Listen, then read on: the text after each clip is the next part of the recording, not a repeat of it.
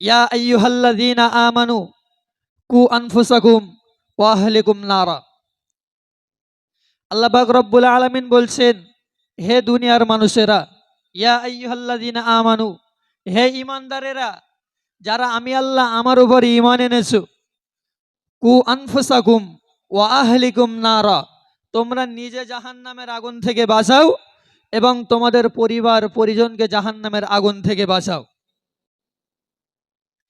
আমার আল্লাহ পাক আল্লাহ তাআলা কোরআন মাজিদের মধ্যে জানিয়ে দিলেন, হে দুনিয়ার মানুষেরা, যারা আমি আল্লাহ পাক রব্বুল আলামিন আমার উপরে ঈমান এনেছো, আমাকে এক আল্লাহ বলে স্বীকার করে নিয়েছো, আমাকে ওয়াহিদ বলে স্বীকার করে নিয়েছো, আমি আল্লাহ পাক রব্বুল আলামিন তোমাদেরকে নির্দেশ করে দিলাম, ইয়া আইয়ুহাল্লাযীনা আমানু কু আনফুসাকুম ওয়া আহলিকুম নারা। হে দুনিয়ার মানুষেরা, আমি আল্লাহ পাক রব্বুল আলামিন তোমরা আমার উপরে ঈমান আনার পরে তোমরা জাহান্নাম থেকে নিজেদেরকে বাঁচাও, তোমরা জাহান্নাম থেকে তোমাদের পরিবার পরিজনদেরকে বাঁচাও। আজকে দেখতে পাওয়া যায় রাস্তাঘাটে বেহায়াপনার ভরে গেছে। আজকে দেখতে পাওয়া যাবে রাস্তাঘাটে নির্লজ্জ ভরে গিয়েছে। আমাদের ঘরের মেয়েরা, আমাদের ঘরের স্ত্রীরা, তারা পর্দার ধারে কাছে যায় না, তারা পর্দার সাথে সফলভাবে থাকতে পারে না। এর জন্য পরিপূর্ণ দায় ভয় আমাদের, এর জন্য পরিপূর্ণ দায়ভার কিন্তু আমাদের। কেননা আমাদের বাড়ির মেয়েরা, আমাদের বাড়ির বোনেরা আজকে বেপর্দায় বেহায়া নির্লজ্জের মতো রাস্তাঘাটে ঘুরে বেড়ায়। আর আমি বাপ হয়ে যদি নামাজ পড়ি, আমি বাপ হয়ে যদি রোজা রাখি, আমি আমারটা ছাড় পেয়ে গেলাম, কিন্তু আল্লাহ পাক রব্বুল আলামিন যে বললেন, কু আনফুসাকুম ওয়া আহলিকুম নারা, তুমি তোমার পরিবার পরিজনদেরকে জাহান্নামের আগুন থেকে রক্ষা করো, তাহলে আমি যদি নিজে বাঁচি, আল্লাহর আইনটা পুরোপুরি মানা হবে। সকলে বলেন, আল্লাহর আইনটা পুরোপুরি মানা হলো। তাহলে আমাদের খেয়াল রাখতে হবে কি, আমাদের বাড়ির সন্তানেরা যারা প্রাপ্ত বয়স্ক হয়েছে, তারাও যেন আল্লাহর পথে চলে আসে, তারাও যেন নামাজের পথে চলে আসে। কেননা মহান আল্লাহ পাক রব্বুল আলামিন কোরআন পাকের মধ্যে জানিয়েছেন, হে আমার বান্দা বান্দিরা, তোমরা নামাজ কায়েম করে এক জায়গায় নাই, দু জায়গায় নয়, আমার আল্লাহ পাক রব্বুল আলামিন ৮২টি জায়গায় বলে দিয়েছে, আকিমুসসালা আকিমুসসালা আকিমুসসালা, তোমরা নামাজ আদায় করো, নামাজ আদায় করো, নামাজ আদায় করো। আল্লাহর রাসূল সাল্লাল্লাহু আলাইহি ওয়াসাল্লাম হাদিস শরীফের মধ্যে জানিয়েছেন, আসসালাতু মিফতাহুল জান্নাহ, আল্লাহর রাসূল সাল্লাল্লাহু আলাইহি ওয়াসাল্লাম বলেছেন, নামাজ হলো জান্নাতের চাবিকাঠি। অপর হাদিসের মধ্যে আল্লাহর রাসূল সাল্লাল্লাহু আলাইহি ওয়াসাল্লাম বলেছেন, আসসালাতু মিরাজুল মুমিনিন, নামাজ হলো মুমিনদের জন্য মেরাজ স্বরূপ।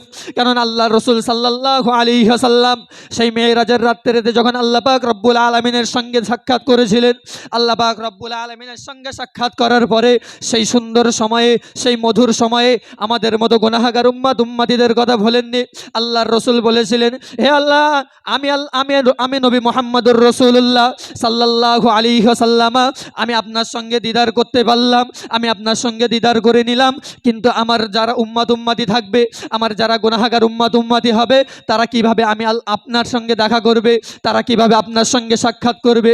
আল্লাহর রাসূল নামাজটা দিয়ে বলেছিল, হে আমার বন্ধু, হে আমার হাবিব, তুমি দুনিয়ার বুকে চলে যাও, তুমি দুনিয়ার বুকে গিয়ে এলান করে দাও, আসসালাতু মিরাজুল মুমিনিন, নামাজ হলো মুমিনদের জন্য মেরাজ স্বরূপ।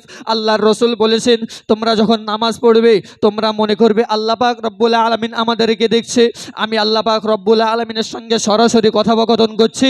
যদি এটা না মনে করতে পারো, মনে করবে আমি নামাজ আদায় করছি, কিন্তু স্বয়ং আমার আল্লাহ পাক রব্বুল আলামিন আমার উপরে নজরদারিতে আছে, আমাকে স্বয়ং আল্লাহ পাক রব্বুল আলামিন দেখছে।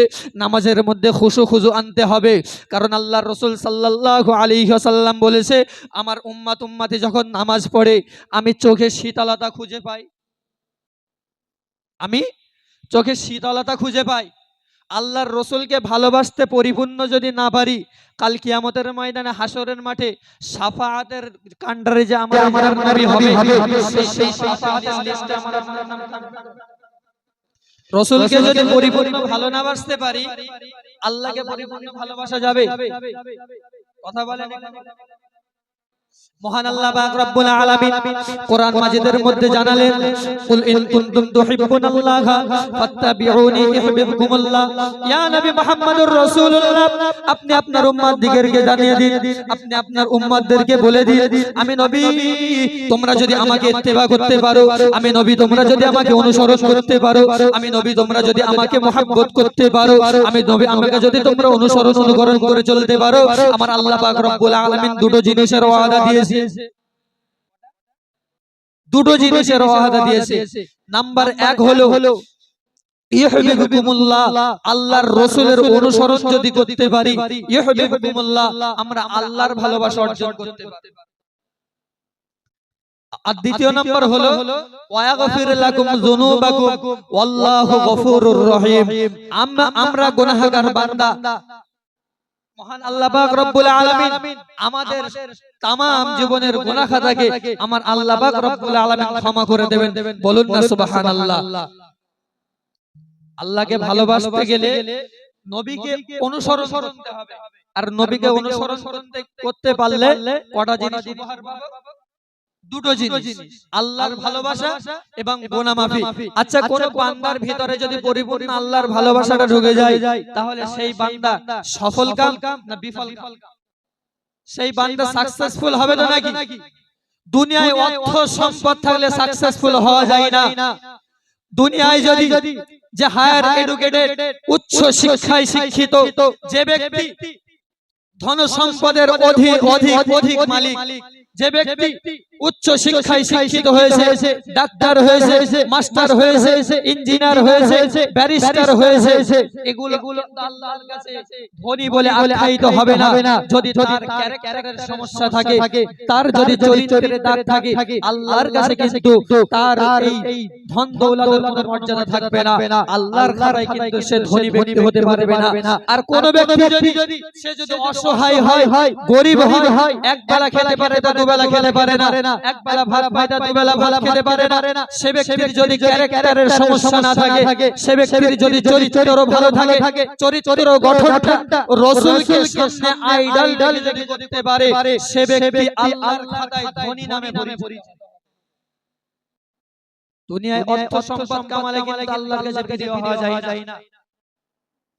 অর্থ সম্পদ কামালে কিন্তু আল্লাহর ঘর কাবা বাইতুল্লাহ দিদার করা যায় না, তার জন্য নসিব দরকার থাকে। আমরা মানুষ হয়ে জন্মগ্রহণ করেছি, আল্লাহ আমাদেরকে দুনিয়ায় পাঠিয়েছে। আমি বলেছি আল্লাহকে ভালোবাসতে গেলে রাসূলকে মহব্বত করতে হবে, রাসূলকে ইতাআত করতে হবে, রাসূলকে ভালোবাসতে হবে। তো রাসূলকে ভালোবাসার একটা মন্ত্র আছে, শুনবেন? বলবো আমার আপনার নবী, দিন ও দুনিয়ার বাদশা নবী মুহাম্মদুর রাসূলুল্লাহ সাল্লাল্লাহু আলাইহি ওয়াসাল্লাম হাদিস শরীফের মধ্যে জানিয়েছেন, কুল ইন কুনতুম তুহিব্বুনাল্লাহা ফাত্তাবিউনি ইউহিব্বুকুমুল্লাহ ওয়া ইয়াগফির লাকুম যুনুবাকুম আল্লাহু গফুরুর রহিম। তোমরা যদি এই আয়াতের উপরে আমল করতে চাও, তাহলে আমি রাসূল আমাকে ভালোবাসতে হবে, আমি রাসূল আমাকে মহব্বত করতে হবে, আমি রাসূল আমার সুন্নাতকে ভালোবাসতে হবে, আমি রাসূল যে আমার সুন্নাতকে ভালোবাসতে পারবে, আমি রাসূল যে আমার সুন্নাতকে আঁকড়ে ধরতে পারবে, আমি রাসূল বলে দিলাম সেজন্য আমি রাসূল আমাকে ভালোবাসবো। আর যে ব্যক্তি আমি রাসূল আমাকে ভালোবাসতে পারবে, যে ব্যক্তি আমি রাসূল আমাকে মহব্বত করতে পারবে, আমি রাসূল কাল কিয়ামতের ময়দানে হাশরের মাঠে আমার হাত ধরে সে জান্নাতুল ফেরদাউসে প্রবেশ করবে। তাহলে রাসূলকে ভালোবাসতে গেলে যে সহজ পন্থা, সেটা হলো রাসূলের সুন্নাতকে মেনে চলা।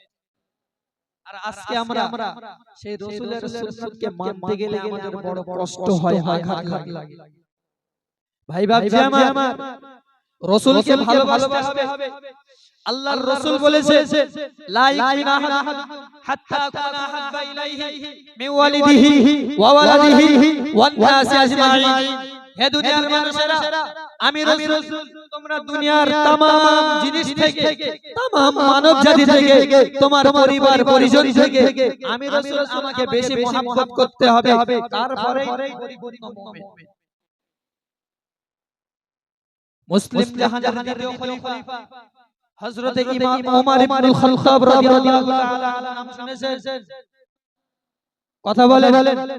আল্লাহর রাসূলের প্রধানতম খলিফা চারজন, যার মধ্যে দ্বিতীয় নম্বর হলেন হযরত ওমর ইবনে খাত্তাব রাদিয়াল্লাহু তাআলা আনহু। নাম শুনেছেন? আমার আপনার নবী মুহাম্মদুর রাসূলুল্লাহ সাল্লাল্লাহু আলাইহি ওয়াসাল্লাম একদা এক সময় হেঁটে যায়। আল্লাহর রাসূল সাল্লাল্লাহু আলাইহি ওয়াসাল্লাম সামনে দেখতে পেল হযরত ওমর ইবনে খাত্তাব রাদিয়াল্লাহু তাআলা আনহু দাঁড়িয়ে আছে। আল্লাহর রাসূল ওমর ইবনে খাত্তাবকে জিজ্ঞাসা করলো, হে ভাই ওমর, শোনো, আমি নবী মুহাম্মদুর রাসূলুল্লাহ, তুমি আমাকে কতটা ভালোবাসো, তুমি আমাকে কতটা মহব্বত করো। আল্লাহর রাসূল সাল্লাল্লাহু আলাইহি ওয়াসাল্লামের কথা শুনে হযরত ওমর ইবনে খাত্তাব রাদিয়াল্লাহু তাআলা আনহু বলছেন, ইয়া রাসূলুল্লাহ, ইয়া হাবিবাল্লাহ, হুজুর, আমি আপনাকে বেইনতেহা মহব্বত করি, আমি আপনাকে অধিক ভালোবাসি, আমি আপনাকে অনেক ভালোবাসি, মহব্বত করি। আল্লাহর রাসূল সাল্লাল্লাহু আলাইহি ওয়াসাল্লাম বললেন, তুমি কি তোমার জীবনের থেকে আমি রাসূল আমাকে ভালোবাসো? আল্লাহর রাসূল সাল্লাল্লাহু আলাইহি ওয়াসাল্লামের কথা শুনে ওমর রাদিয়াল্লাহু তাআলা আনহু বললেন, না ইয়া রাসূলুল্লাহ, ইয়া হাবিবাল্লাহ, হুজুর, আমি আপনাকে আমার জীবনের থেকে বেশি ভালোবাসতে পারি না। আল্লাহর রাসূল সাল্লাল্লাহু আলাইহি ওয়াসাল্লাম বললেন, হে ওমর,